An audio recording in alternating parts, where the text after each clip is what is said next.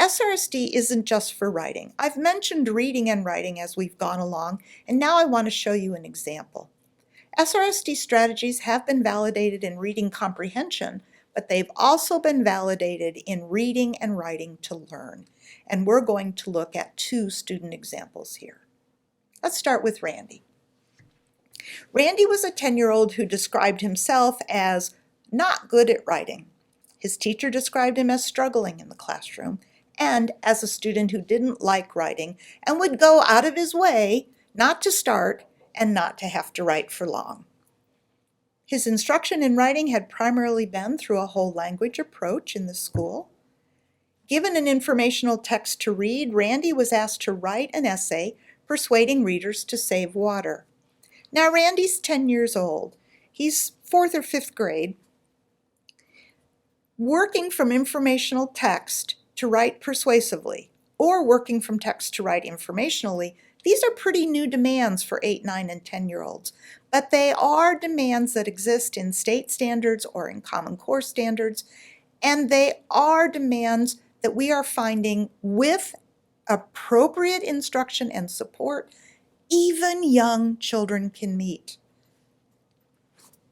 But without that instruction, on Randy's pre-test, he used very little information from the text he read. Although he could read it, it was read out loud with him, and he had it there to lean on while he wrote. He provided very few reasons and explanations, and the quality of his text was poor. Now, Randy was a typically achieving, typically developing student in the classroom. Randy learned POW and tree, which you're already familiar with. But now Randy stopped learning just about writing and began learning about being a strategic reader. He learned a strategy we call TWA, developed by Linda Mason and her colleagues, which is a reading comprehension strategy.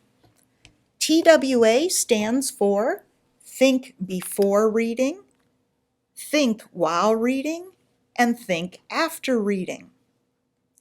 TWA was modified to target writing persuasively or writing an opinion essay with 2 sub-questions under each component. Think before reading. Think about your own ideas for good reasons and explanations. Students are given a prompt. They know they're going to have to write persuasively. They're going to write an opinion or persuasive essay, and they're going to have this text to read first. Think before you read. What's in your own head? Your own ideas are just as important as what you learned from reading. Now, think about the author's purpose for the text you're reading. I'm reading informational text on water. Oh, the author wants me to know about water. Oh, while I'm reading, I'm learning the author's giving me all these reasons that water is scarce, and he's telling me a lot about why water should be saved. Or she is making the argument that we're not very knowledgeable about water and how we use water, and we should be. Okay, I get it. While reading, think about 2 things. Your reading speed. This is here because research has shown that young children in particular, ages and grades 2 through 6-ish, either read way too fast or way too slow. They need to read at a speed that lets them comprehend and lets them stop and think about what they're reading. So we teach students to be careful about the speed they read at and to give the text the time it needs for them to comprehend it. And we teach students already be thinking about and start marking up text for possible reasons and explanations for reasons as you find them in this text. And then think after reading. Think about, out of my possible ideas from my own head, from what I've read, what are the best reasons and explanations? What is most likely to persuade my reader? Who is my reader after all? What will work? And then think about and make notes for powerful reasons and explanations that you will write about. Now here's an example writing prompt. Write an essay convincing your classmates that it's important to save the rainforest. Right? You're given informational text about rainforests. Embedded in that text might be some information about why we need to save it, But the text itself is not all about saving the rainforest. It's informational text. Now let's take a look at something else that was in Randy's writing folder. These are things that Randy decided would help him if he said them to himself, to think of good ideas while he worked and to check his work. Some of these statements were modeled by the teacher, many were not. Some were contributed by other students, and Randy liked them well enough to modify them and make them his own. Some came only from Randy. To think of good ideas. Catch someone's attention. Always use tree when you persuade someone. While writing, while working, what should I say to myself? Take time. Use tree of persuading. Use your brain always. And then what will I say to myself to check my work? Read it again. Ah, you used your brain. Okay, that's a self-reinforcement. Use TWA. Check your planning sheet. This is the actual text Randy was working from. It was read aloud in the classroom. Students read along and then had it there to mark up, just as they did at pre-test on the topic of saving water.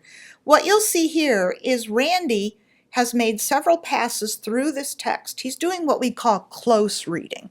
It's not one read, it's several. As he reads, he underlines or marks things that might be reasons. He just puts R and E to begin with. He's not ordering them at first. Then he goes back and he begins to find the things he likes best and he puts stars by them. Remember that part about think of what are your best reasons and your best explanations? You can see Randy doing that. Then he thinks about order. What should be my first reason? What will be a good, strong lead in? What would I like to be my second reason? I'm going to have at least 3, so what should I have for my third reason? And do I maybe see more than 3? Oh, well, look here. I've got an R4. Randy identified 4 possible reasons. He may or may not use all of them. Some kids identified 5 or 6 possible reasons. You can see the E's. E1, E2, E3. This means explanation 1 goes with reason 1, and so on.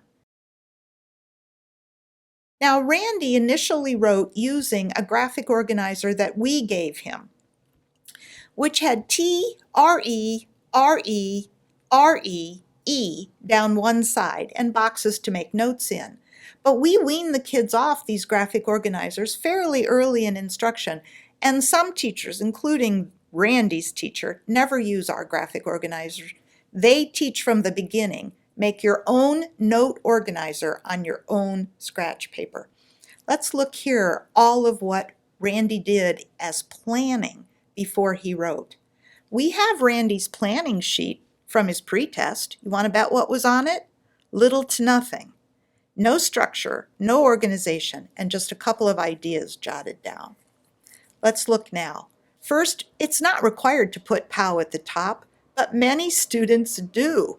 It's also not required to put TWA and check off that you've done each piece of the T, the W, and the A, but it is recommended, and many students do that.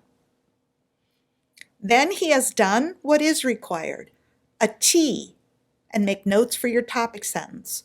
Reason, explanation, reason, explanation, reason, explanation, and ending. A box for each of these. But as you can see, Randy has found more than one explanation for each of his reasons. He's decided to stay with 3, but he has 2 explanations for each reason. He also has made some notes for his ending. He summarized his key reasons. On the left, you'll see his linking words. This is what Randy wrote totally independently after having had SRSD instruction on POW and tree and TWA. That means that they collaboratively have read and marked text together.